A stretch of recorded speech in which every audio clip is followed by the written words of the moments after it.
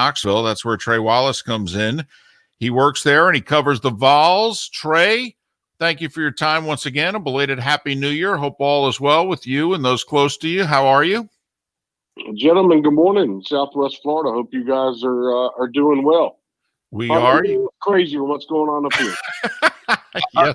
Just a little bit. We've been talking for a while, Trey, that the fact of the matter was Pruitt was not well liked across the state. David spent some time in Nashville working his NFL gig and listening to some talk radio in Nashville. They didn't like him there. I don't know how much they liked him in Knoxville. But was this a matter of really a recruiting violation or the perfect opportunity to get rid of a guy they didn't want? It's a good question because of the timing, but actually, Donnie Plowman, Chancellor, came out yesterday and said, they first got a credible tip on November 13th, and that kind of lines up with my reporting. I don't think this thing started off as a let's get rid of Jeremy Pruitt, let's figure out the cheapest way to do it. I just think everything snowballed so much when it came to what they uncovered over the span of a month and a half. I think we're sitting at around 6 weeks right now of this investigation, that when it came time to, right here at the end in these last 2 weeks and everything really came in the front of the picture, it was like, whoa, wait a minute. We've got a very, very big problem on our hands. And at the end, I guess you could say that it did work out when it comes to a buyout situation, but I don't feel like it started like that. I really don't. They were, with the timing that they would have been coming off a loss to Arkansas, heading into a bye week before Auburn when this all got started. I just think time was convenience, and then time turned into a money saver is the best way to put it. He's Trey Wallace, Fox Sports Knoxville. Follow him on Twitter at @TreyWallace_. All right, you said what was uncovered. Give us the highlights. How bad is it? Well, the public report is going to have to wait a little bit when it comes to what the NCAA is going to put together, what the university is. But I've been told a lot of this has to do with impermissible benefits to recruits, impermissible benefits to players that are currently on campus. In my reporting, I even talked about one instance. You had a recruiting staffer for former assistant coach Brian Niedermeyer that was involved in some of these impermissible benefits. You also had a situation with local hotels that were involved with Tennessee for unofficial visitors per se, and maybe those unofficial visitors weren't paying for their hotel rooms. And those are just the small details of this. This involves the recruitment of Amarius Mims as well. This involves recruiting tactics from the university's recruiting department under Jeremy Pruitt. There are a lot of different scenarios where this will not look good for Tennessee. Multiple level 1 violations, according to Donnie Plowman. When it really comes down to it, we all know how college football works. And it usually stuff is handled outside the house. Once you bring it inside the house, you're going to have a lot of problems on your hand. And I think that's what Tennessee has run into now, where yesterday, they were full blown into, we are firing everybody involved in this with cause. We are getting rid of 10 people on our football staff. I would not be surprised if there's another firing or two when it comes to this investigation, but things are not good on Rocky Top right now, to say the least. Trey, who's doing the investigation? And I asked that. We go back to when Florida State lost their indoor track title. They self-reported. And it was at that point that David and I said, the one thing we're never going to do if we're a college is self-report. If Charles Robinson comes around from Yahoo, we'll all get nervous. But there's about 3 people who actually do investigative journalism at the collegiate level. Where did these reports start? Who was the one, at least of what you know of, Trey, that has come out and kind of buried the Vols on this? Well, it started internally. It started with somebody going to the chancellor and not the athletic director with a tip on something that was going on, some improprieties in the recruiting department. Now, that's a key thing here. They did not go to the athletic director, who would have been their boss.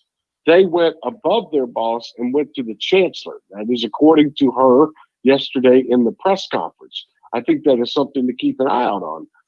The university then handed everything over to what they knew, at the beginning, to the general counsel. That's when the general counsel started looking into things on the university side, and they started to figure out, wait a minute, we need some reinforcements in here. This is a lot deeper than we thought it would be. Maybe a lot deeper than they first just, when somebody comes to them, they have to look into these things. Yesterday, Donnie Plowman, called this person that first came forward a very credible source. And, it's going crazy up here, people trying to figure it out. But I think the biggest thing in my reporting on December 19th was that the internal investigation was going on. The NCAA already had questions regarding this matter. They were not formally on campus, but they were sending in questions to the compliance office.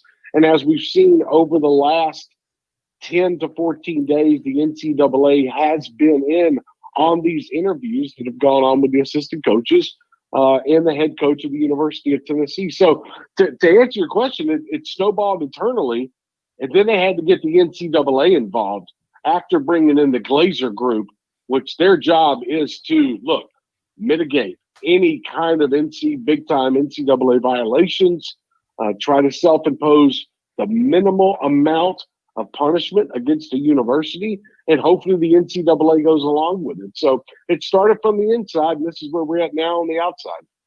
Talking with Trey Wallace. He covers the Vols for Fox Sports Knoxville. Follow him on Twitter at TreyWallace_. Trey, bigger, even if Jeremy Pruitt didn't have this scandal and he was entering year 4 and all that, we all know what the one-loss record has been in Knoxville here for the last, almost 15 years. Trey, can Tennessee beat Tennessee again? Or is Tennessee starting to look like Nebraska? And, we have these questions in our parts about Miami.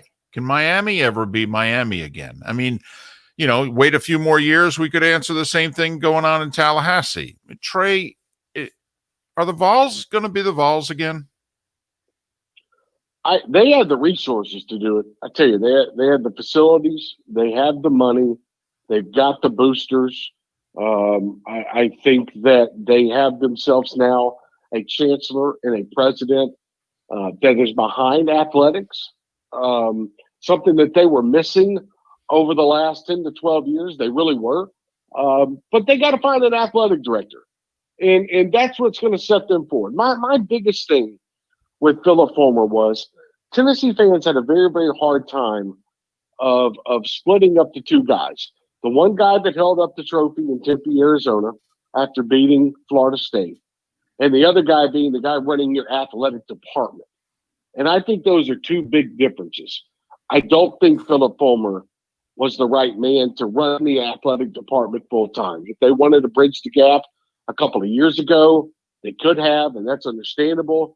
But full time, somebody doing this, it needed to be somebody else but Philip Fulmer. I think Tennessee can get back to that spot. Now, look, now it's going to be a minute because now you got the NCAA sniffing around, and we'll see what they do about penalties. But Tennessee has to go out and make the right hire. And when I say right hire, I'm not talking they have to go hit a grand slam, but they have to get somebody that has head coaching material, somebody that's been there before, knows what they're doing, knows how to completely run a football program. Don't go get another Saban disciple that's going to come in, and be an assistant coach at first. That's how they're going to be brought in. Try to figure it out as they go. It just doesn't work. Tennessee finally has to sack up and say, you know what? We want to be good at football again, so we have got to go hire the right coach that's going to be able to bring us back. And that person better have head coaching experience, because if not, we're going to be in the same situation that we were in 3 years ago, where a guy is learning on the job. And in that situation, Tennessee never will succeed again. All right. Well, there's a lot of talk that maybe the D coordinator gets it who coached at Baylor. Trey, given 2020, I don't know how quickly coaches are going to leave at this point, whether it's a Fickle or some other guys that out there, Caldwell, I think at Coastal Carolina, but you have Herman, you have Gus sitting out there. I mean, Trey, if I were giving you the crystal ball and saying, not who do you want, because it's not only just who you want, but it's who you can get. Who can the Vols get that you, the fan base, that everybody would at least give a couple of years and say that's the right direction? First off, I would make calls to Tom Herman. I would make calls to a Lane Kiffin, to a Doug Marrone. I think even Jamie Chadwell at Coastal Carolina. Is he ready for something like this? That's to be determined. Hugh Freeze was somebody that Tennessee fans are dying for over the last month and a half. But you can't bring somebody in that's had NCAA problems in the past. I don't know how that would work with Tennessee going through their own NCAA problems right now. But I think when we really break it down, I think you got to give a call to Lane, make him say no. There's talk that he would walk on glass to get back to Knoxville. I definitely think after that, you start going down the tier after Doug Marrone, and you call Jamie Chadwell from Coastal, and maybe you reach out to Bill O'Brien. Bill O'Brien has already brought a program back in Penn State, was kind of that bridge builder before James Franklin took it. Maybe you call Bill O'Brien and be like, hey, Bill, look, we're going to be going through a situation here for about a year and a half. Can you come in here, take over, and lead us into the future? He's done it before with Penn State. He had some success with the Texans. Maybe you try to go down that angle. Kevin Steele, if Tennessee decides that they want to spend the next 9 months and trying to vet and find themselves the right head coach, then Kevin Steele will be the interim for all of 2021. I think he made it really clear last night in his team meeting that when he said that I'm not a substitute teacher, I think he understands that he's going to be given a look. I don't think Kevin Steele would be the hire that would rise up the Tennessee fan base in a sense, but you never know. If they have to go that route, then they'll have to go that route for 9 or 10 months. But then you have to go make a splash hire, somebody that's going to be committed to turning around this football program. And I think I've laid out a couple names that would actually work for Tennessee. It's all about, let's get the AD hired. Is it going to be Gilbert from ECU? Is it going to be Ingram from UAB? Whoever that might be, you got to lay that foundation, and you got to find your head coach. And, Tennessee's got themselves about, I'd say, 2 weeks. I think they need to have both in place.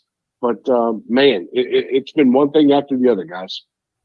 Trey, thanks for your time and your insight. We appreciate it. All the best. Hopefully we can talk again. Hey, Happy New Year to guys. Thank you so much for having me on. Thanks, Trey. Appreciate it. Trey Wallace covers the Vols on Fox Sports Knoxville. You can follow him on Twitter at Trey Wallace _. Trey Wallace _ I'm going to throw a name out at you. He mentioned the athletic directors at UAB in East Carolina.